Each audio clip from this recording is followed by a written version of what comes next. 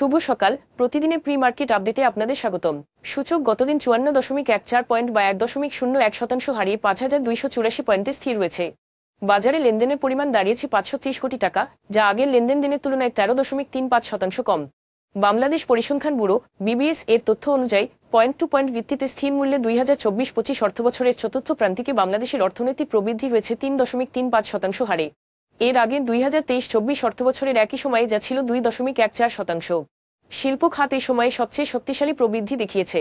Tofika foods and Lovello ice cream PLC 2024-25 অর্থবছরের তৃতীয় প্রান্তিকে January-March NEET মুনাফায় 66% পতন করেছে। Premier cement mills PLC Bangladesh securities and exchange কমিশনে বিএসইসি 161 কোটি টাকা তোলার অনুমোদনের জন্য নতুন করে আবেদন করেছে। কোম্পানিটি এই অর্থ তুলবে প্রেফারেন্স শেয়ার ইস্যুর মাধ্যমেই।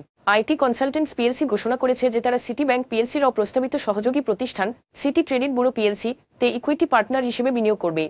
এর মাধ্যমে প্রতিষ্ঠানটি বাংলাদেশের উদীয়মান বেসরকারি ক্রেডিট রিপোর্টিং খাতে প্রবেশ করছে। এখন এ পর্যন্তই, ধন্যবাদ।